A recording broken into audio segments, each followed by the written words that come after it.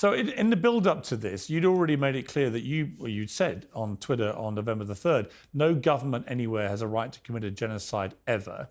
There is no justification for a genocide. I can't believe this even needs to be said or is even considered the least bit controversial to state. You didn't say what you were talking about in that tweet, but it was widely assumed to be Gaza and what Israel was doing in Gaza. Is that correct? Were you talking about Israel there?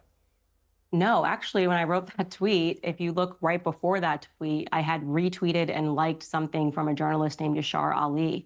He had shared a clip of a Congressman, Brian Mast, who got up on a platform and said that there's no such thing as an innocent Palestinian life.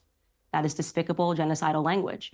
And I am paraphrasing here, but Yashar Ali said, and he's pro-Israel, by the way, if I'm judging by what he puts online, he said, can we all just admit that this language is unacceptable?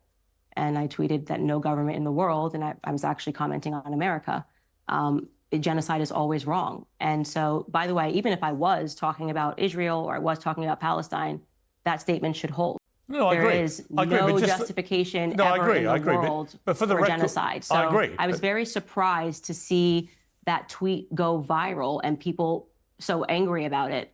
I was actually overseas at the moment. I was in the UK. And so it seemed very strange to me that people would have a problem with it no matter what side you're on. But in that particular moment, I was talking about Brian Mast, and on my show, my very next show, I clarified that. And do you think, for the record, that what Israel's been doing constitutes genocide? Well, what I've been having trouble is all of the people that are pro-Israel and say it's not a genocide won't tell me what is a genocide. What percentage of a population has to be killed before we can use the word genocide? It's a funny little thing. They won't tell you. They won't tell you what constitutes genocide. So I would like a clear understanding of how many Palestinians have to die before we are allowed to term it a genocide. All of the experts can't agree on what a genocide actually is, but they love to float around the word on virtually every other issue. You know, I had Rabbi Barclay on my show, on one of my last shows when I was on the Daily Wire, and I asked him that question pointedly: what is genocide?